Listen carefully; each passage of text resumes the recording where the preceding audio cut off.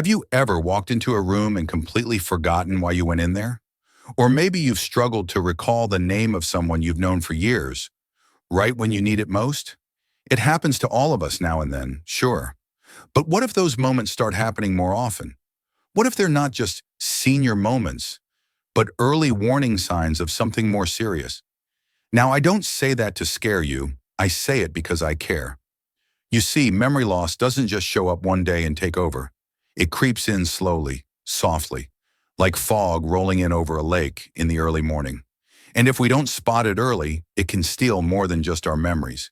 It can steal our confidence, our independence, and the beautiful stories we've spent a lifetime collecting. But here's the good news. You can catch it early. You can do something about it, and that's exactly what we're going to talk about today. In this video, we're going to explore 5 early warning signs of memory loss that often go unnoticed. These aren't the big obvious signs, the ones we see in the movies. No, these are the subtle little changes that whisper before they shout. And by the end of this video, you'll know what to look for and what steps you can take to stay sharp, alert, and in control of your mind. Let's start with something that's easy to brush off: forgetting everyday words. Not the long ones, not the scientific terms you haven't used since high school, but the regular, plain old words we all use every day. You're telling a story about your garden, and suddenly you can't remember the word shovel. Instead, you say, "that thing I dig with." You might laugh it off, thinking, it's just age catching up with me. But if this starts happening more often, if you find yourself playing charades with your own vocabulary, it could be more than just aging. Why does this matter? Because language is one of the brain's most delicate systems. When we struggle to find common words, it may be a sign that our brain's communication pathways are slowing down. It doesn't mean you have dementia, but it is a little yellow flag saying, hey, something might need attention. Now, what can you do about it? The brain is like a muscle, and words are weights. Reading out loud, doing crossword puzzles, even just having more conversations. These all strengthen your brain's language centers. Don't wait until you can't find the words. Strengthen your vocabulary every day like you'd stretch your body before a walk. And if you notice that these word-finding issues are increasing, it might be time to talk with your doctor. Not out of fear, but out of self-care. Now let's talk about another sign that often hides in plain sight: losing your sense of direction in familiar places. Let's say you've lived in your neighborhood for 20, 30, even 40 years. You know every bump in the sidewalk, every front yard flower bed. But suddenly you find yourself taking a wrong turn. You're halfway down the street and thinking, wait, this doesn't feel right. Maybe you even feel embarrassed and joke about it when you finally get back on track. That kind of disorientation, especially in places that should feel like home, isn't something to ignore. Our sense of direction relies on a very specific part of the brain, and if that part is being affected, it's often one of the earliest hints that something's changing neurologically. But don't panic. Getting lost once doesn't mean disaster. We all make mistakes. But if it starts to happen more regularly, and especially if you feel anxious or overwhelmed when trying to retrace your steps, it's time to tune in and take notice. Now here's the empowering part. You can train your internal GPS. Try drawing maps from memory. Start simple, like your neighborhood or the grocery store layout. When you go for walks, take new paths and then challenge yourself to get back without using your phone. These are more than fun games. They're real workouts for your hippocampus, the memory center of your brain. And speaking of phones, here's a little side note. If your phone's doing all the remembering for you, your appointments, your contacts, your grocery list, you might be missing out on some brain exercise. Let your brain do the remembering sometimes. It might complain at first, but it'll thank you later. Let me tell you a quick story. I once met a woman named Betty, 74 years young, sharp as a tack and as funny as they come. She told me, I used to write down everything because I didn't trust my memory, but then I realized I wasn't using it. I was outsourcing it. So she challenged herself to memorize her daughter's new phone number. It took her a week, but she did it. That little number, she said, gave me back a big piece of myself. Memory loss isn't always about forgetting your whole past. Sometimes it's just about losing faith in your ability to recall. That's why spotting these signs early matters. It gives us time to strengthen, to train, and to hold on tight to the parts of ourselves that matter most. So if you've been forgetting words more often than you used to, or if you've gotten turned around on your way to the grocery store, even though you've made that trip 1,000 times, it's not something to hide from. It's something to shine a light on. Because when we notice the small things, we can protect the big ones, our stories, our independence, our connections. And that brings us to our next insight, one that touches not just the mind, but the heart too. When someone starts to forget not just where they're going, but who they're going with, it cuts a little deeper. Let me ask you this. Have you ever found yourself forgetting appointments, dates, or even important conversations you recently had with someone close to you? Maybe your daughter told you she was coming to visit on Sunday, but when Sunday rolled around, you were still in your pajamas, surprised to see her at the door. Or perhaps a friend mentioned they lost a loved one, and just a few days later, you asked how that person was doing, without remembering the earlier conversation. Now again, everyone forgets from time to time. Life is full, days blur, but when these moments start to pile up, when people begin to say, "We just talked about this," that's when it's worth paying attention. This isn't just about forgetfulness. It's about short-term memory slipping through the cracks. Long-term memories often stay solid for a long time, but short-term memory, what just happened, who just called, what you ate for breakfast, that can start to fade first. And that's why it can be so hard to spot. Because you may remember what you did 20 years ago like it was yesterday, but yesterday itself, that might be a little fuzzy. What can you do? One of the best things is to stay mentally and socially engaged. Not just distracted, not just scrolling or watching TV passively. I mean real conversations, puzzles, card games, book clubs, even journaling. These aren't just hobbies, they're lifelines. They challenge your mind to hold on to thoughts, to track conversations, to remember details and emotions and reactions. And if you're someone who tends to brush these things off, "Oh, I've always been scatterbrained," take a step back and be honest with yourself. Is this different than before? Is it happening more often? There's power in noticing. There's even more power in doing something about it. You see, the brain needs fuel just like the body. And just like we wouldn't skip meals every day and expect to feel strong, we can't skip exercising our minds and expect sharpness to last. The earlier we start engaging the brain with meaningful activity, the better we preserve our memory's strength. Now let's talk about something a little trickier to explain, something that's often mistaken for mood swings or just being off. I'm talking about subtle changes in judgment. Let me give you an example. One man, let's call him Frank, was always careful with money, balanced his checkbook to the penny, never missed a payment. Then slowly his daughter noticed something strange. He started giving large donations to odd charities, ones he couldn't explain. He started getting caught up in phone scams, believing strangers on the phone who told him he'd won something big, if only he'd pay a small fee up front. These weren't mistakes he would have made 5 years ago. His judgment had changed. His ability to assess situations, to weigh risks, to pause and think, that was starting to erode. And here's the thing. Early memory loss doesn't always look like forgetfulness. Sometimes it looks like uncharacteristic decisions, poor financial choices, unsafe driving, arguments that erupt over nothing. And for a lot of people, that's the hardest part. Noticing when a loved one starts acting not quite like themselves. It's not about blame. It's not about judgment. It's about understanding that the brain, when struggling, doesn't always shout for help. Sometimes it whispers through strange behaviors. And those whispers, if we ignore them, can grow into something much harder to manage down the road. So what can you do if this sounds familiar? First, don't go it alone. Talk to someone you trust. If it's you noticing changes in yourself, speak with a doctor, a spouse, a friend. If you're seeing it in someone else, approach them with kindness, not confrontation. I've noticed you've been more forgetful lately, and I'm just wondering if you're okay. It's a small sentence, but it can open the door to important conversations. Second, start tracking changes.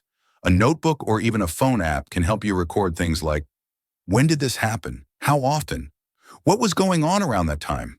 This isn't just helpful for you, it's invaluable for a doctor who might later evaluate these symptoms. And third, please remember this. Noticing changes doesn't mean you're doomed. It means you're paying attention. And when we pay attention early, we give ourselves choices. We can intervene, get evaluated, make lifestyle shifts, and in many cases, slow down or manage symptoms before they progress too far. Let me circle back to something important.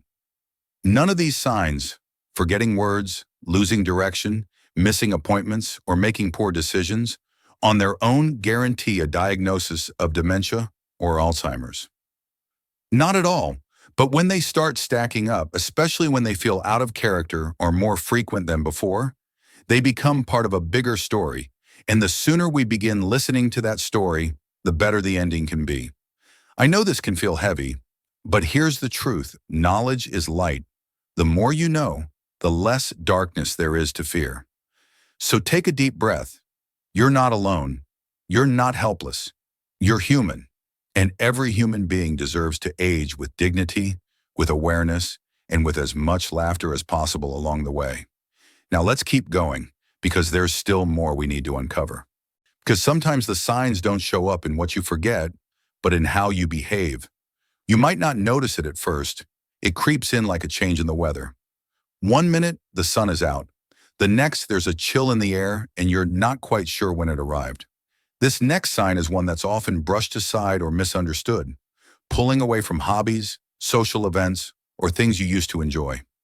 Maybe you used to love playing bridge every Friday with your friends, but now you find yourself skipping it, telling them you're tired or that you forgot. Maybe you used to enjoy reading, but lately you find it hard to stay focused, to keep track of the plot, so you put the book down and don't pick it back up again. Now let's pause here for a moment, because this one's important. We all need a little more rest as we age. We all have days when we'd rather stay home and put our feet up. But when it becomes a pattern, when you stop making phone calls, stop going out, stop laughing with the people who matter, then it's worth asking why. Sometimes early memory changes create confusion or anxiety that makes us want to retreat. We fear embarrassment. We don't want to admit that we're struggling to follow the conversation or remember the names of the new neighbors. So we quietly begin to pull away. This kind of withdrawal can look like depression or even laziness, but it's often something deeper, a quiet warning bell that the mind is working harder than it used to and not quite keeping up. And here's the hard part. If we don't catch it early, this withdrawal can lead to isolation. And isolation is no small thing. It's been linked to faster cognitive decline, higher risk of dementia, and even a shorter lifespan. That's not something to ignore. So what can you do? Start small, reconnect with one person, make one phone call, revisit one hobby that once brought you joy. Don't worry about perfection, just focus on participation. Even sitting in on a community center event or chatting with your neighbor over coffee can stimulate your brain in ways that truly matter. I once met a retired teacher named Carl. He was sharp, witty, and full of stories. But after he turned 72, he stopped attending his weekly book club, said he wasn't feeling it anymore. His daughter noticed he wasn't calling as much either. Turns out Carl was struggling to follow along in the group. They talked so fast, he said, and I didn't want to seem like I wasn't paying attention. But when he opened up about it, something beautiful happened. His group adapted. They slowed down. They made space for him, and just like that, he felt included again. We often assume people won't understand if we're struggling, but you'd be amazed at how compassionate others can be, especially when you give them the chance. Now let's move into another early warning sign that doesn't always look like memory loss, but often is struggling with familiar tasks. I'm talking about things you've done 1,000 times without a second thought. Making a pot of coffee, balancing the checkbook, following your favorite recipe, writing out the bills. Suddenly it feels complicated. You're not sure which button to press on the microwave. You start second-guessing yourself while making a simple dish. Did I already add the salt? You go to pay a bill online and end up locked out of your account because you can't remember the password, even though you've used it every month for years. Sound familiar? This isn't just forgetfulness. It's a change in process. It's when familiar steps feel unfamiliar, and it creates a kind of mental clutter that slows everything down. Now, don't get me wrong, technology changes fast. We all struggle with passwords or new phone settings, but when it's something you've done consistently for years and it starts to feel foreign or frustrating, it could be your brain asking for help. So what helps? One word: repetition. The more you practice certain tasks, the stronger those mental pathways become. If you're finding something harder than usual, don't avoid it. Break it down into smaller steps. Write them out and do them slowly. Over time, your brain starts to rebuild those connections. And if it feels like too much, ask for help. Not because you're giving up, but because asking for help is a form of strength. The more supported you feel, the more confidence you build.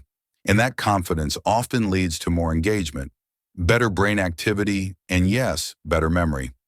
And here's another trick. Narrate what you're doing out loud. It sounds silly at first, but it actually helps your brain stay focused and retain steps better. Okay, I'm getting the flour. Now I'm adding 1 cup. Next comes the eggs. It's like leaving a breadcrumb trail for your mind to follow. Let's be real. Life is complicated enough. If something that used to be easy starts feeling hard, don't sweep it under the rug. Acknowledge it. That honesty gives you a head start, and a head start makes all the difference. You've made it this far through life with grit, wisdom, and heart. Memory changes don't take that away from you. If anything, they remind us that caring for the mind is just as vital as caring for the body. So let's keep going. We're not done yet, and there's more to uncover in this journey toward clarity, confidence, and lasting mental strength. Because the brain doesn't just store memories. It shapes how we move through the world. And sometimes the early signs that it's struggling show up in surprising, even emotional ways. Let me ask you this. Have you or someone close to you ever started reacting more strongly than usual to small things? Maybe someone lightly corrects you and you suddenly feel embarrassed or even angry. Or perhaps you misplace your keys and spend an hour not just looking for them, but spiraling into frustration, blaming yourself, snapping at the people around you. If that sounds familiar, it may not just be a bad day. It may be your brain sending up another red flag. When memory begins to falter, it doesn't always come with confusion first. It often comes with emotion. People get irritable more easily or more anxious. They might feel overwhelmed in situations that never used to bother them. The reason is simple but powerful. When your brain starts to struggle, whether you realize it or not, you feel that something's off. Even before you can explain it, your body responds. It gets tense, it gets defensive, it tries to protect you. And so we see what many people call mood changes. But deep down, these shifts are about feeling a loss of control. If you've always been sharp, always prided yourself on being the one others turn to for answers, and now you're the one forgetting things or missing steps, that can shake you. The truth is, these changes are scary, and fear has a funny way of disguising itself.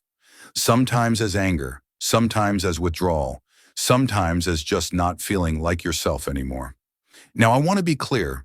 Everyone has grumpy days. We all get overwhelmed. But when those changes become more regular, when friends or family start noticing that your personality seems a little different, that's a moment to pause. Not with shame, but with compassion. Because here's the truth. Noticing doesn't mean blaming. It means caring. And when we recognize that emotional changes might be connected to cognitive health, we open the door to healing. So what helps? Start with grace. Give yourself permission to feel. If you're frustrated, say so. If you're scared, speak it out loud. The more you put those feelings into words, the less power they have over you. Journaling, talking to someone you trust, even saying it aloud while taking a walk, it all helps process what's going on inside. And then, take action. Build calming rituals into your day. That might mean starting the morning with 5 minutes of gentle breathing, or ending the day by listing 3 things you're grateful for. These little practices may seem small, but they train the brain to respond to stress with resilience instead of fear. Also, don't underestimate the power of routine. When things feel uncertain mentally, having a steady rhythm to your day brings a sense of stability. Waking up, eating, exercising, resting at consistent times. It's a silent anchor that keeps your mind grounded, even when things feel shaky. Let me tell you about Ellen. She was 76, used to be a nurse, and always the most level-headed one in the room. But in the span of just a few months, her daughter noticed she was getting unusually upset over small things. Once Ellen forgot where she left her purse, and she spent an hour crying and convinced someone stole it. Turns out it was in the pantry. Twice, she snapped at her granddaughter over nothing. Her family was worried, but Ellen didn't notice the changes herself. After some encouragement, she saw her doctor. They caught her mild cognitive impairment early. And guess what? With support, some lifestyle changes, and a whole lot of love, she began to feel more in control again. Not perfect, but better. She even laughs about the purse now, saying, "If I can't find it, I check next to the canned corn." That story sticks with me because it reminds me of something important. We're not defined by our forgetfulness. We're defined by how we respond to it. And that leads us to another sign that's easy to overlook. Repeating questions or stories without realizing it. Maybe you ask your friend the same question 3 times in the same phone call. Maybe you tell your neighbor about your grandson's graduation, but you told her that yesterday too. We all do this once in a while, of course. But when it happens frequently, when others are gently reminding you, "You already told me that," it could be another sign that your short-term memory is faltering. What's happening here is simple. Your brain isn't saving the conversation in the way it used to. So when you bring it up again, it feels brand new to you, even if it's not. Now, this can be hard to face. No one likes feeling embarrassed or corrected. But the earlier we notice it, the more we can do to support our minds and strengthen those memory pathways. So how do we work with this? Here's a helpful trick. Keep a small notebook with you, or use the Notes app on your phone if that's easier. When you talk to someone or hear something important, jot it down. Who you spoke to, what you talked about. It's not about being perfect. It's about giving your brain a backup system so you don't have to rely on memory alone. Another powerful strategy, listening actively. Repeat back what someone says in your own words. For example, if your daughter says, "I'll see you next Tuesday," you can respond, "Okay, you'll come by Tuesday morning." That simple act of repeating it reinforces the memory and helps it stick. And if someone gently tells you, "You've already told me that," try not to feel ashamed. Try something like, "Oops, must have really been proud of that story." Humor goes a long way in softening the edges of a hard moment. Remember, you are not a burden. Your story still matters, even if you've told it more than once.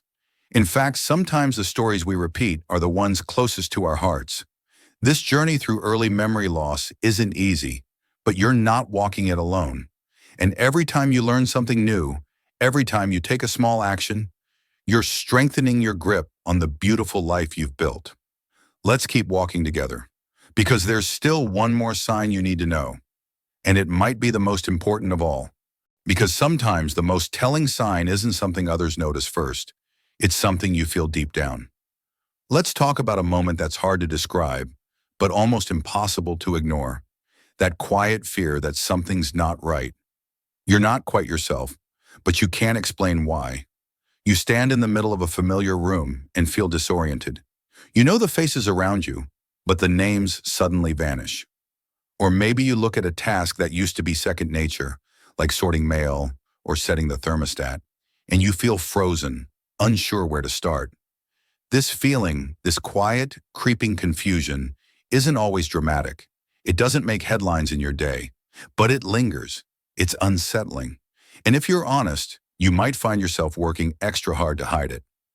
This, my friend, is the 5th early warning sign we need to talk about. The growing awareness of your own mental slips and the instinct to cover them up. You start writing everything down, not just out of caution, but out of necessity. You begin to nod along in conversations, even when you're not sure what's being said, just to avoid asking for something to be repeated. You laugh things off, make little jokes about senior moments, and change the subject when someone tries to bring it up seriously. Let me say this clearly and with heart. Hiding memory problems is so common. It doesn't mean you're weak. It doesn't mean you're failing. It means you're human, and you're trying to hold on to your independence, your dignity, your identity. Of course you are. You've built a life full of stories and strength. You don't want that question, but here's the catch. The more we hide, the harder it is to help ourselves. And early help, early attention is the key. It's what gives you options. It's what helps slow the train before it picks up speed. I once spoke with a man named Richard, 81 years old, former engineer, sharp as a tack most of his life. He told me, I knew something was going on before anyone else did. I was forgetting names, losing track of my schedule, and then one day I just sat in my car and couldn't remember how to get home. I made it back eventually, but I didn't tell anyone. I was embarrassed, ashamed. It wasn't until he forgot his grandson's birthday, something that had never happened before, that he finally opened up to his daughter. She helped him see a neurologist. They caught the signs early, made a plan, and you know what Richard told me a year later? I wish I had said something sooner. Not for them, for me. That line stuck with me, because early attention to memory loss isn't just a gift to your loved ones, it's a gift to yourself. It gives you the power to stay in control, to make decisions while your voice is still strong, and to start building a daily rhythm that supports your brain and your confidence. So if you've noticed that you're working extra hard to compensate, leaving post-it notes everywhere, avoiding conversations that require details, skipping activities that challenge your memory, it's time to pause, not to panic, to pause, to check in with yourself with honesty, not fear. Ask, am I noticing changes? Ask, am I doing things now that I didn't used to need, just to keep up? And then ask, what do I want to do about it? Here's a beautiful truth. Your brain is capable of growing, changing, rewiring, even later in life. It's called neuroplasticity, and it's real. But like a garden, it only grows when tended. And the first step in tending it is admitting that the soil might need some care. That might mean seeing a doctor, or calling a memory clinic, or simply opening up to someone you trust and saying, lately I've been feeling a little off. You don't need to have all the answers. You just need to start the conversation. And while we're on that topic, can I tell you something else? You are not alone. Right now, in this moment, millions of people across the world are going through the same thing, wondering if they're just tired or stressed or aging, or if something deeper is happening, wondering if they should say something, wondering if anyone will understand. You're not alone, and you don't have to figure it all out by yourself. There are tools, there are support groups, there are people, real, compassionate people, who have walked this road before you and are ready to walk beside you now. But it starts with this simple truth. Noticing is not weakness. Noticing is strength. Because when we name what's happening, we take back control. So if you've felt that shift, if you've noticed the cracks before anyone else did, and you've been patching them quietly with sticky notes and silence, this is your invitation. Speak up. Ask for help. Don't wait, because your story still matters. Your voice still matters. Your days ahead can still be full of laughter, love, and clarity if you give your brain the care it needs today. Let's keep going because we're not done yet. There's one final part to this journey, one that brings all these threads together and reminds us what it really means to stay sharp, strong, and vibrant at every age. Because all of this, every sign, every story, every moment of hesitation or confusion, it all leads to one powerful truth. This journey isn't just about memory. It's about living fully, with intention, no matter your age. Let me say something I believe with every fiber of my being. Your age does not define your mental sharpness. You are not destined to fade just because the candles on the cake say 70 or 80 or even 90. But we do have to pay attention. We do have to take care of ourselves, our minds, our routines, our connections, because memory is not just a function.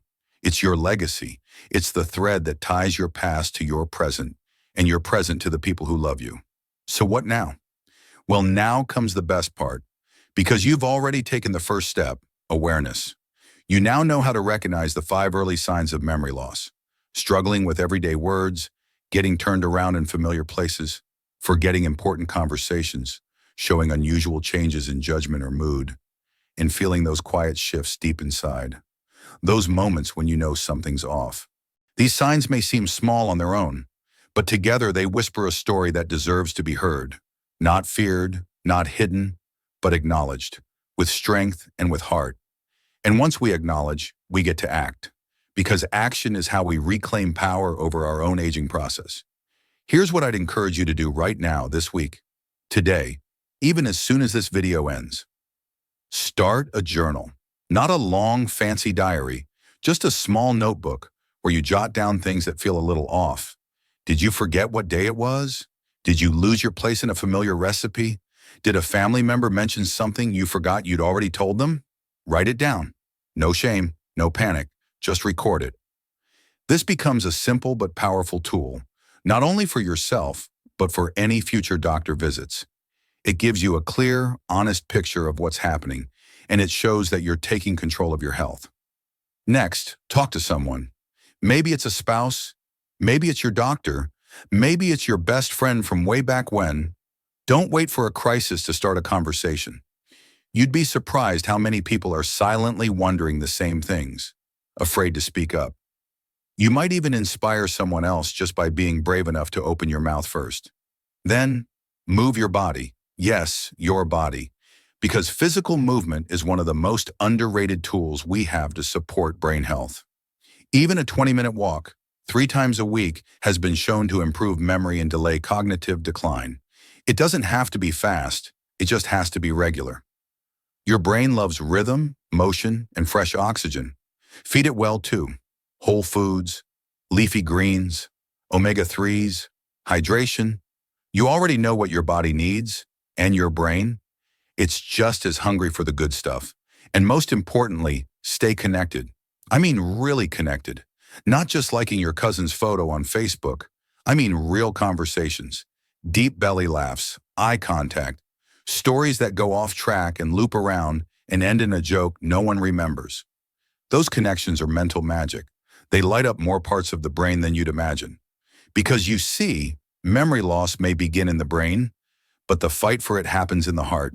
It's love, purpose, laughter, and intention that keep us going. I want you to remember this. Catching the signs early doesn't just change the outcome. It changes how you feel about the outcome. It puts you in the driver's seat. It lets you make decisions while you're strong, while you're steady, while you can speak for yourself with clarity and conviction. And for those of you watching this, thinking, well, I've noticed a few things, but I don't want to overreact. Let me tell you, you're not overreacting. You're being wise. You're paying attention. And that is exactly what health looks like. So what happens now? You live. You laugh. You take that walk. You text that friend. You eat that salmon salad instead of skipping lunch. You open your notebook and write, "Today I took my mind seriously." And you smile. Because you've got this. If this video spoke to you, if it helped you feel a little more seen, a little more informed, or a little more empowered, do me a favor, leave a comment. Tell me your story, or your parents' story, or your partner's story. Share something that matters, because you never know who else is reading, quietly feeling the same thing, and looking for someone who understands. And if you haven't yet, click that like button. Subscribe to this channel. We're building a community here, a place for real talk, real tools, and real people who believe that age is not the end of the road. It's a bend in it, and the view is still beautiful. Here's to staying sharp, staying strong, and living your best life at every age. I'll see you in the next video. Until then, take care of your mind, and it will take care of you.